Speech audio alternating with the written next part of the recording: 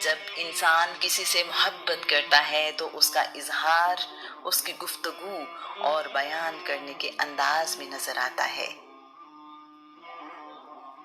آج کا عنوان ہے ایک اعلیٰ گھرانہ۔ سیدہ خدیجہ سے شادی کے بعد رسول اللہ صلی اللہ علیہ وآلہ وسلم مالی اعتبار سے بھی خوشحال ہو گئے ہیں۔ آپ نے تجارت جاری رکھی ہے اور مال تجارت لے کر مختلف ملکوں میں جاتے ہیں۔ رسول اللہ جہاں بھی جاتے ہیں لوگ آپ کے اخلاق اور کاروباری لین دین سے بہت متاثر ہوتے ہیں۔ 598 عیسوی کے ابتدائی مہینوں میں سیدہ خدیجہ سے رسول اللہ کا بیٹا پیدا ہوا ہے۔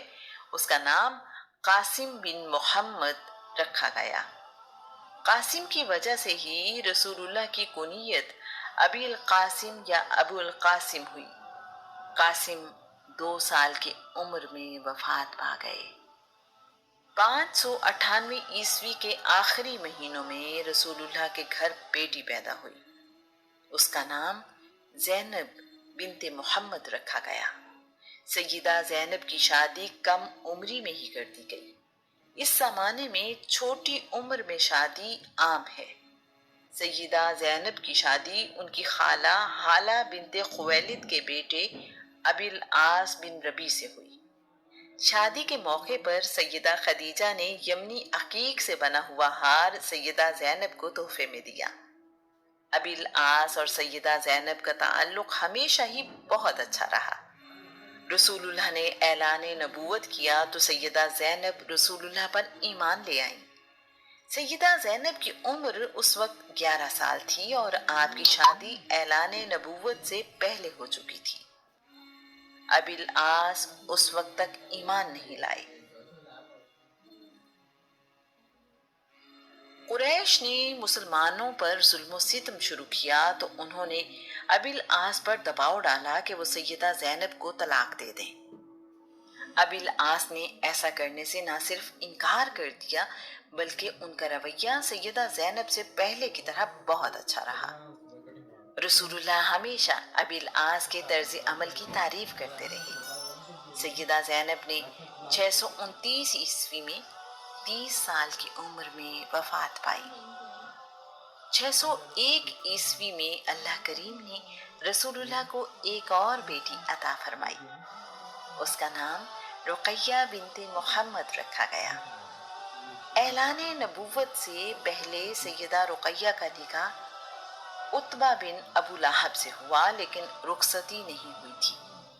سیدہ رقیہ اعلان نبوت کے ابتدائی دنوں میں ہی اسلام لے آئیں۔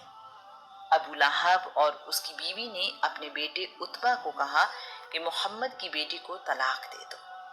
عتبہ نے ایسا ہی کیا۔ اس واقعے کے کچھ عرصے کے بعد عثمان بن عفان یعنی عثمان غنی ایمان لے آئے۔ رسول اللہ نے سیدہ رقیہ کا نکاح عثمان سے کر دیا۔ سیدہ نے عثمان کے ساتھ پہلے حبشہ کی طرف اور پھر مدینہ منورہ کی طرف ہجرت کی۔ ان دونوں کو صاحب الہجرتین یعنی 2 ہجرتوں والے کہا جاتا ہے۔ رسول اللہ مدینہ منورہ ہجرت کے بعد قریش مکہ اور مسلمانوں کے درمیان لڑی گئی پہلی جنگ غزوہ بدر سے واپس مدینے پہنچے تو سیدہ رقیہ وفات پا چکی تھی۔ سیدہ نے 24 سال کی عمر میں وفات پائی۔ سیدہ رقیہ اور عثمان میں اس قدر محبت تھی کہ لوگ کہا کرتے تھے عثمان اور رقیہ سے بہتر میاں بیوی کسی انسان نے نہیں دیکھے۔ 603 عیسوی میں سیدہ خدیجہ سے رسول اللہ کی تیسری بیٹی پیدا ہوئی۔ ان کا نام ام کلثوم بنت محمد رکھا گیا۔ اعلان نبوت سے قبل ام کلثوم کا نکاح عتیبہ بن ابو لہب سے کیا گیا۔ یہ نکاح اور سیدہ رقیہ کا عتبہ بن ابو لہب سے نکاح ابو لہب کی درخواست پر ہوا۔ اعلان نبوت سے پہلے ابو لہب رسول اللہ سے بہت پیار کرتا تھا۔ دشمنی تو اس وقت شروع ہوئی جب رسول اللہ نے اللہ کے ایک ہونے اور تمام انسانوں کے برابر ہونے کا اعلان کر کے ان لوگوں کے دین کی حقیقت بتائی۔ ابو لہب اور اس کی بیوی ام جمیل کے کہنے پر عتیبہ نے بھی سیدہ ام کلثوم کو طلاق دے دی۔ عتبہ نے رقیہ اور عتیبہ نے ام کلثوم کو ایک ہی وقت میں طلاق دی۔ ابو لہب اور اس کے خاندان نے رسول اللہ کو تکلیف دینے کے لیے ایسا کیا۔ دیکھا جائے تو ماں باپ کے لیے ایک ہی وقت میں دو بیٹیوں کی طلاق کتنی تکلیف کا باعث بنتی ہے۔ سیدہ رقیہ کی وفات کے بعد رسول اللہ نے سیدہ ام کلثوم کا نکاح عثمان بن عفان سے کر دیا۔ نکاح کے موقع پر رسول اللہ نے عثمان سے کہا، جبریل امین اللہ کریم کا پیغام لائے ہیں کہ میں اپنی بیٹی ام کلثوم کا نکاح اسی مہر پر جو رقیہ کے نکاح کے لیے مقرر تھا تمہارے نکاح میں دے دوں۔ عثمان کو یہ عزت حاصل ہوئی کہ رسول اللہ کی دو بیٹیاں آپ کے نکاح میں آئیں۔ اسی وجہ سے عثمان کو ذوالنورین یعنی دو نوروں والا کہا جاتا ہے۔ سیدہ ام کلثوم نے 28 سال کی عمر میں وفات پائی۔ سیدہ فاطمہ رسول اللہ کی چوتھی اور سب سے چھوٹی بیٹی ہیں۔ سیدہ فاطمہ بنت محمد بھی 605 عیسوی میں سیدہ خدیجہ سے پیدا ہوئی۔ سیدہ فاطمہ اپنے بچپن میں تنہائی پسند ہیں، اپنی والدہ کے ساتھ ساتھ رہتی ہیں۔ سیدہ فاطمہ کے متعلق رسول اللہ نے کہا، فاطمہ میرے جگر کا ٹکڑا ہے، جس نے فاطمہ کو ناراض کیا اس نے مجھے ناراض کیا۔ سیدہ فاطمہ کی شادی علی ابن ابی طالب سے ہوئی۔ سیدہ فاطمہ کی عادتیں رسول اللہ سے بہت ملتی ہیں۔ سیدہ بہت سخی ہیں، کسی سوال کرنے والے کو کبھی خالی ہاتھ واپس نہیں لوٹاتی۔ رسول اللہ نے سیدہ کے بارے میں کہا، فاطمہ جنت کی عورتوں کی سردار ہے۔ رسول اللہ کے وصال کے وقت آپ کی اولاد میں سے صرف سیدہ فاطمہ ہی حیات تھی۔ رسول اللہ کے وصال کے 6 مہینے بعد سیدہ فاطمہ نے 28 سال کی عمر میں وفات پائی۔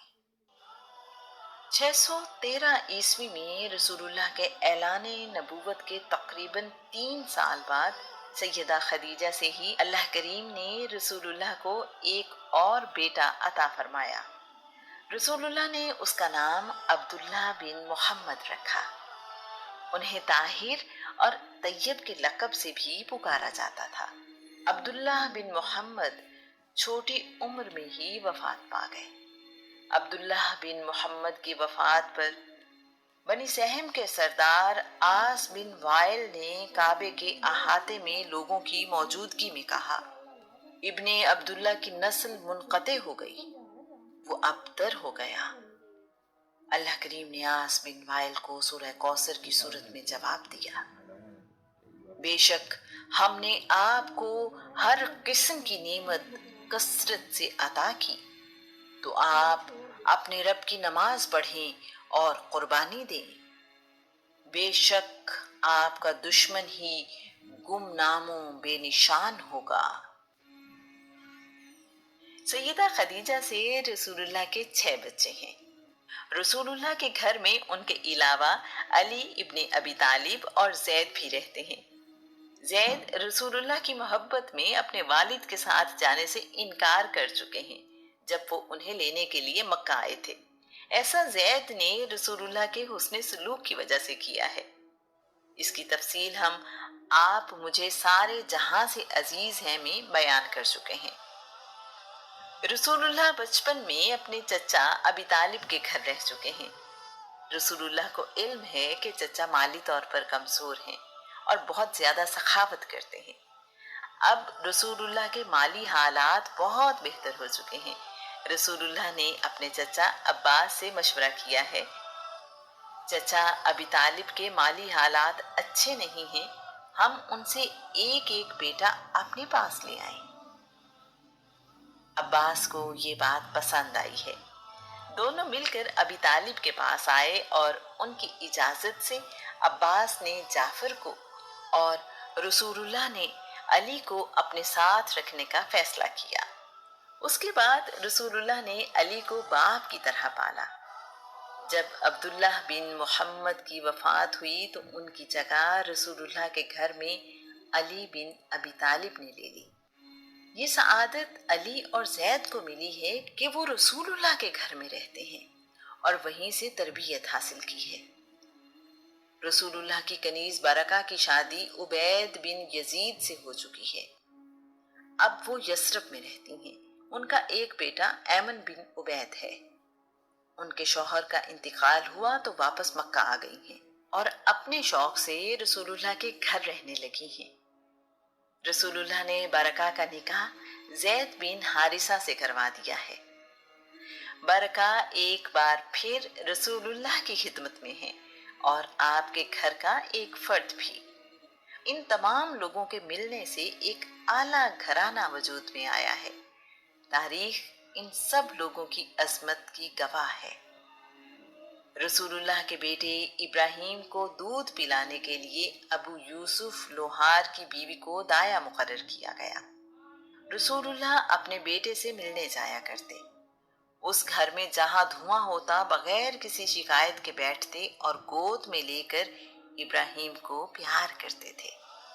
ابراہیم کی وفات ہوئی تو رسول اللہ کی آنکھوں میں آنسو تھے۔ ام ایمن چیخ چیخ کر رو رہی تھی۔ رسول اللہ نے انہیں منع کیا تو ام ایمن نے کہا، آپ بھی تو رو رہے ہیں۔ رسول اللہ نے کہا، ایسے رونے سے منع کیا گیا ہے جیسے تم رو رہی ہو۔ چیخو پکار کے بغیر رونا اللہ کی رحمت ہے۔ آنکھوں میں آنسو ہیں، دل میں غم، لیکن ہم اس کے سوا کچھ نہیں کہتے جو ہمارے رب کو پسند ہے۔ اچھی خبر ملنے پر رسول اللہ کہتے ہیں، الحمدللہ رب العالمین، تمام تعریفیں اللہ کے لیے ہیں جو تمام جہانوں کا رب ہے۔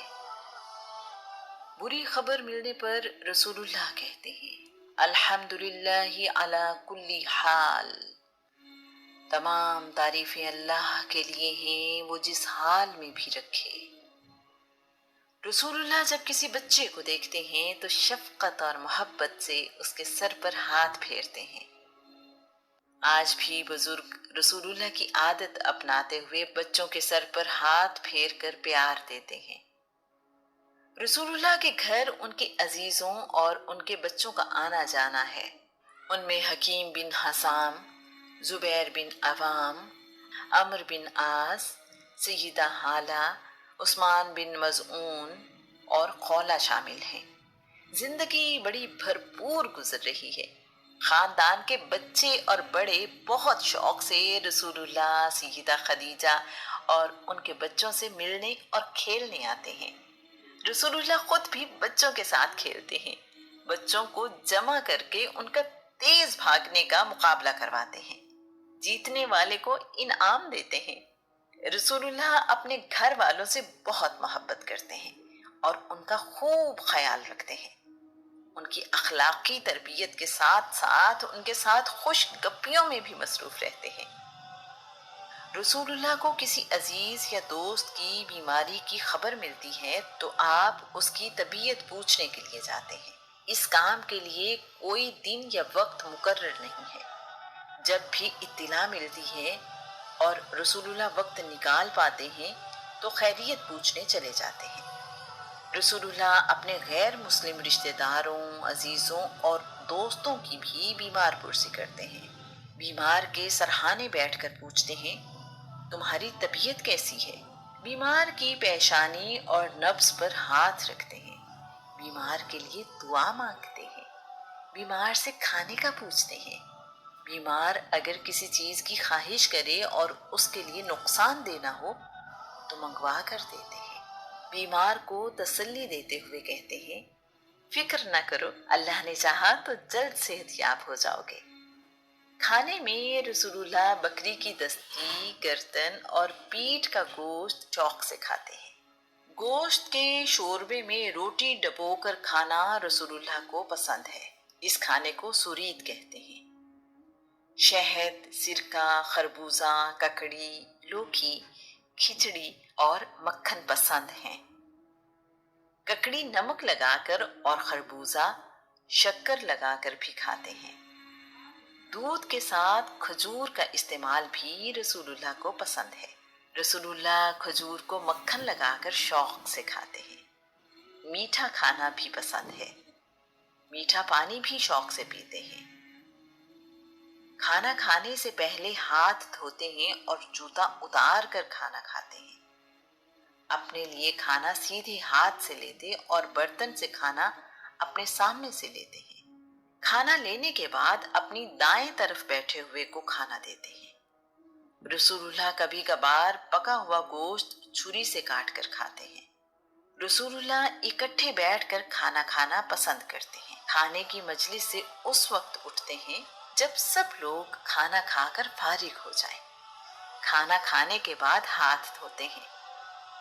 रसूलुल्लाह ने कहा है, खाना खाने से पहले हाथ धोना तंगदस्ती को खत्म करता है, जबकि खाना खाने के बाद हाथ धोना वहशत को खत्म करता है।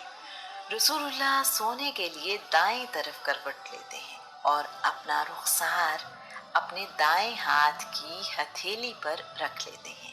कभी सीधा भी लेटते हैं और अपना एक पांव दूसरे पांव के ऊपर रख लेते हैं।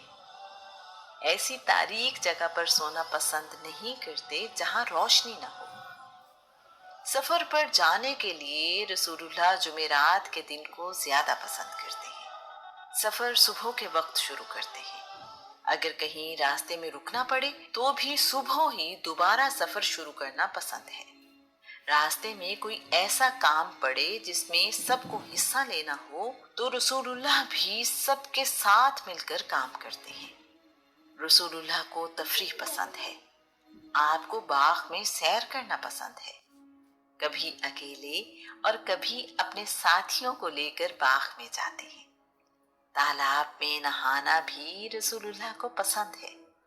बारिश में कभी कभी नहाया करते हैं। कभी कभार कुएं में पांव लटका कर भी बैठते हैं। तेज भागने और तीर अंदाजी के मुकाबले भी करवाते और खुद भी हिस्सा लेते हैं। शादी ब्याह के मौके पर आप पसंद करते हैं कि बच्चियां दफ बजाएं और गीत गाएं। एक अंसारी बच्ची के निकाह के मौके पर रसूलुल्लाह ने सैयदा आयशा से कहा, तुम लोग गाने क्यों नहीं गाती?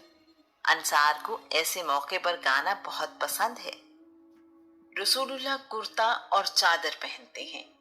आपने पाजामा देखा तो उसे पसंद किया। रसूलुल्लाह ने आखिरी दिनों में अपने लिए पाजामा खरीदा, लेकिन पहनने से पहले ही आपका विसाल हो गया। इस घर का हज कमोबेश हमेशा ही होता रहा।